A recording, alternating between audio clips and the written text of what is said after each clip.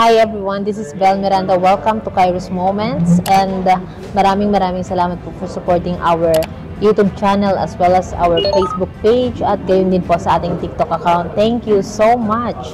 And for this afternoon, ayan, so we just finished our meeting and we praise God for this opportunity. Sobrang nagpapasalamat kami.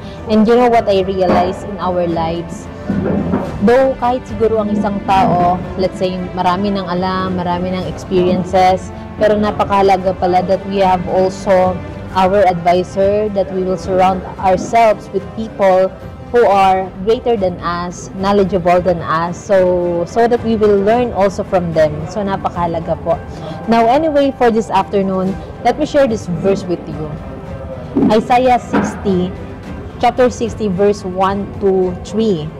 Arise, shine, for your light has come, and the glory of the Lord rises upon you. See, darkness covers the earth, and thick darkness is over the peoples, but the Lord rises upon you, and His glory appears over you. Nations will come to your light, and kings to the brightness of your dome. Now, okay, napakasarap po mabuhay na nasa line tayo according, we are led by the Spirit of God, na namumuhay tayo hindi ayon sa gusto lang natin, hindi ayon sa standard ng mundo, hindi ayon sa ginagawa ng majority. It's okay to follow not the majority but always to follow Jesus, because nowadays, aminin po natin, no, for example, kami po, we do business, pero aminin natin, it's now very easy to compromise. It's now very easy, for example, if you're working, to just do what many people are doing.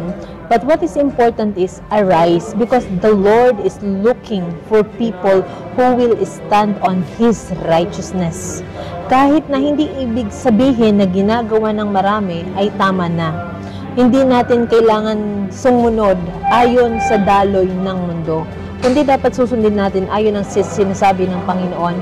Now, for example, in our company, in our business, sa totoo lang po, it's not easy to stand on the righteousness.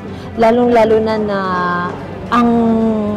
ang gumagawa ng hindi tama ay mas nakakarami. It's very easy to confirm sa world.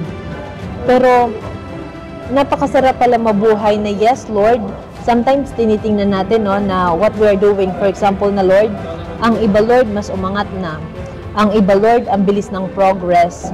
Ang iba, Lord, ay parang naunahan na tayo. Pero the Lord is telling us, it's okay. It's okay.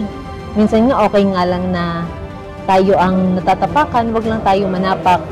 Minsan, okay na tayo ang nadadaya, wag lang tayo mandaya. And mas masarap po sa pakiramdam na yung sa business na ginagawa natin ay we are faithful. We do it out of love. We do it faithfully. We're doing it for the glory of God. Hindi yung puro sa atin lang. And let me share my testimony with you. Alam niyo po, sa business namin, nag-arrive kami rather sa ganitong conclusion or sa ganitong idea that our business dapat ay malasakit bago profit. It's very easy to run a business, as for example, if you are working na talagang profit lang. Pero since we have encountered also people, anyway, not to judge, people na talagang ay hindi pala lahat ng tao ay i-guide ka sa tama. Hindi pala lahat ng tao ay makikidil sa iyo faithfully when money talks. But what is important is hindi mawawala yung malasakit sa ginagawa natin. Like for example, if you're working, do it faithfully. If you're doing your business, kahit na napakaraming tao na nagumagawa ng hindi tama, gawin pa rin po natin ang tama. Kahit na ang laking pera ng nakataya, if you are called to lead people, do it faithfully. Do it out of love. Hindi puro kabig ng kabig. And we declare and we promote always righteousness. It's not easy. Pero gawin po natin ang tama dahil yun ang gusto ng Panginoon at doon napiplease ang Panginoon. So, it's very easy to do the wrong thing, to do what many people are doing. But let's choose kindness. Let's choose justice. Let's choose righteousness for arise, because the light of God is in us.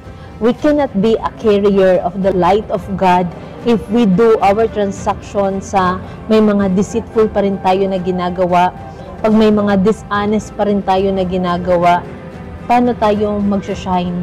So, alam niyo po, if the glory of the Lord is within us, is rising on us, if the light of God is in us, even darkness cannot contain us. Kahit nasa malayo ka pa man, kahit nasa kadiliman ka, kahit nasa kailaliman ka pa ng karagatan, kahit na baon ka pa, even darkness cannot contain you because God is in you. So continue to do the will of God. Continue to glorify His name. Continue to be kind. Continue to be just. Continue to do your transaction, every transaction, even ang buhay natin, even sa family natin, standing on the righteousness of God. And continue to love people. Wala sa atin mawawala kapag patuloy tayo na nagmahal at patuloy tayo na namuhay ayon sa kalooban ng Panginoon. Life is so beautiful. Enjoy every journey with God. Enjoy every moment sa kalooban ng Panginoon. So, thank you and God bless.